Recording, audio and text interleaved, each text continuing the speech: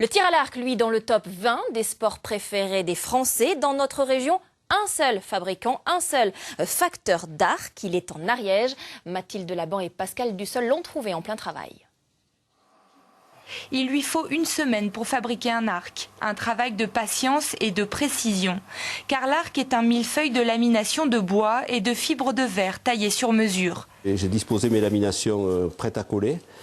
Donc je vais mettre un tube qui va être gonflé à l'air comprimé et qui va serrer, qui va donner la forme aux laminations, la forme du moule aux laminations.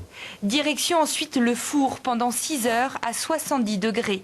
Après 22 ans dans l'ébénisterie, Jean-Louis Rogal a récemment changé de corde à son arc. C'est la rencontre au Québec avec un facteur d'arc, comme on les appelle, qui le pousse à changer de voie.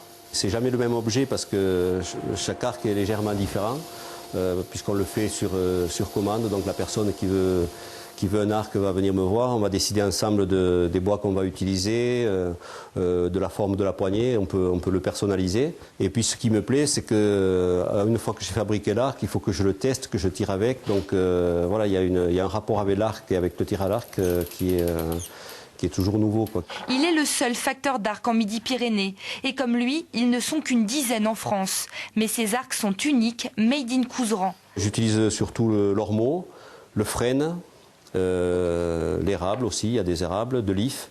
À mes arcs, je leur donne des noms en patois. Donc voilà, il y a le parpaillot qui veut dire papillon, l'auzech, l'oiseau.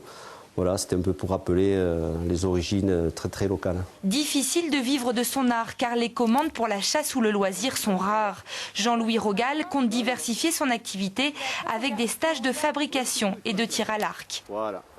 Ouais.